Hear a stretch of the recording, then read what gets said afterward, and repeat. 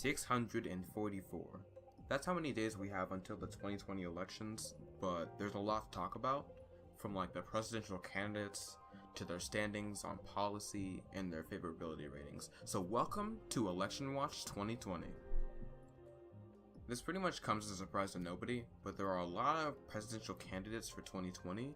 Every Democrat and even independent seem to want to take their shot at challenging Trump for the Oval Office. For the sake of you guys, because you guys are going to vote in the next election, I hope, I compiled them into a list and gave you a short summary.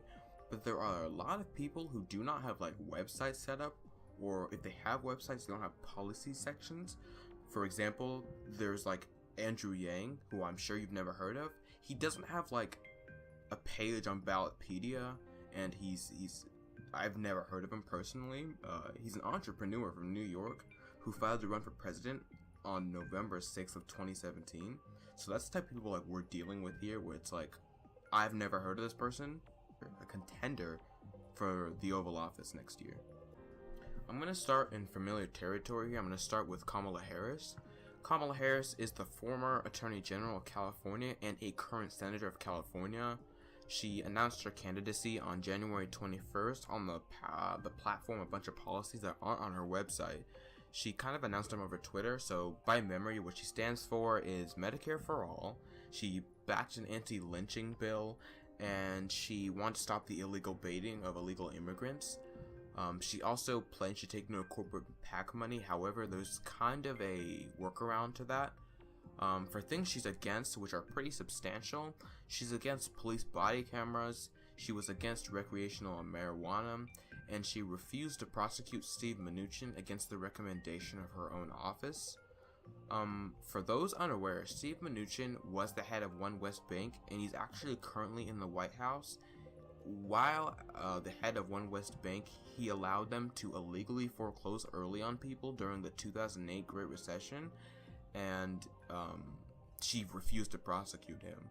Kamala Harris also fought to keep a wrongfully convicted prisoner in prison because he was late to file his paperwork. Right now, she seems to really be backed by a lot of corporate media. They seem to rate her as the most likely candidate for 2020, which isn't based on any empirical data, but she seems to be who they're kind of rooting for. Next, I'm going to talk about Elizabeth Warren, who, I say this in heavy quotes, launched an exploratory committee for president in 2020, which really means she's going to run for president. She's a Democratic senator from Massachusetts. I can't say that for my life. And she's actually famous for her objectively disappointing attempts to beat President Trump at his own game. On the policy side of things, Elizabeth Warren has promised to fight on the platform of a higher minimum wage, Medicare for All, recreational marijuana, and higher taxes on the 1%.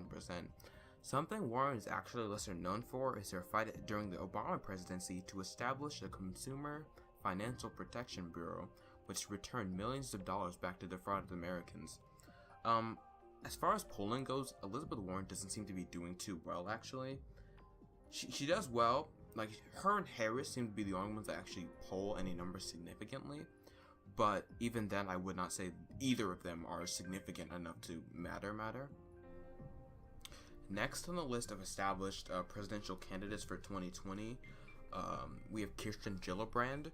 She's a Democratic senator from New York, and actually she's been a very reliable voter for Democrats in Congress, and has established a campaign based upon supporting recreational marijuana, free college, and reimportation and renegotiation of drug prices. And she's also fought for Medicare for All. On the more negative side of her record, she also supported unlimited funding in the war in Iraq.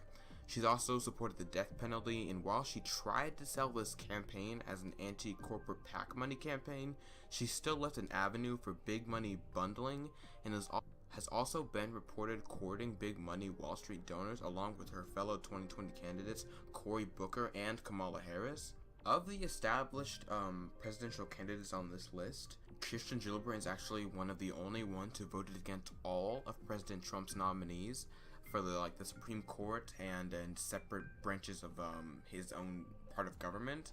And I think that's actually going to be her big thing on the debate stage, because whether it be Elizabeth Warren, Bernie Sanders, or Kamala Harris, they all voted at least once for Trump's nominees. So she'll probably use that to say like, "Oh, I'm the real leftist on this on this stage." I do not know if that's actually going to benefit her, because she doesn't have like that standing name that Kamala Harris or Bernie Sanders does. But it'll be interesting to see how this goes in the debate stage. Last on my list of established 2020 candidates, we have Tulsi Gabbard. People have mixed feeling of Tulsi Gabbard, but I'm going to defend her a little bit here. I'm not a big fan of Tulsi Gabbard, but I'm just going to go into this. She's actually she's a representative from Hawaii's 2nd Congressional District. She announced her run for president on July 11th, and she launched her campaign on the platform of Medicare for All. And as a veteran herself, she's anti-war, pro-recreational marijuana, and has fought for paper ballots to fight election rigging. But on the negative side of her record, she's had a very anti-gay past. Her voting record is actually pro-gay, and she has some ties, and negatively she has some ties to some very shady Hindu nationalists in India. While she does have a anti-gay past, it's important to establish that it was a different time, but to the level she was anti-gay was insane. I mean, but I don't get why in politics we're so against people changing their ideas. I don't get why we believe people can't change their ideas or their mindset can't change. And I know this is going to be the big thing against her in the 2020 election, but I do not think it's fair to say, hey, in the past you were anti-gay, so obviously you do not like gay people now, or you were anti-gay, so we're just above you automatically. I mean, let's focus on policy here, and as far as her voting record goes, she has been pro-gay. Well, that's all the official candidates. We still have some likelies/questionables to include, which consist of former Vice President Joe Biden, Vermont Senator Bernie Sanders, former Secretary of State Hillary Clinton, New York entrepreneur Michael Bloomberg, former U.S. Representative Beto O'Rourke, U.S. Senator Cory Booker, U.S. Senator Amy Klobuchar, and former Starbucks CEO Howard Schultz. Of the notable candidates in that list, we have Bernie Sanders, Joe Biden, Hillary Clinton, Cory Booker, and Howard Schultz.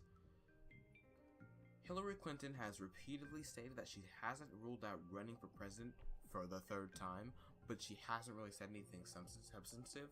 There's kind of been mixed messages coming from her campaign. Former Starbucks CEO Howard Schultz created a Twitter account, threatened to run for president as a centrist independent, and when he was asked what inspired him, he cited Alexandria Ocasio-Cortez's 70% marginal tax rate in the push for Medicare for All. After he said that, he kind of swiftly proceeded to get viciously ratioed on Twitter, so he doesn't really seem to have much support. In the group of people most certain to run, we have Bernie Sanders, Joe Biden, and Cory Booker. Of all the candidates I've listed in this segment, Joe Biden and Bernie Sanders have the highest approval rates of the candidates and are likely to be the most are stated to be the most likely to beat Trump, according to polls compiled by the data website 538. However, both Sanders and Biden haven't announced their campaigns and don't have a policy page I can dig deep on yet. So for now, that concludes Election Watch 2020.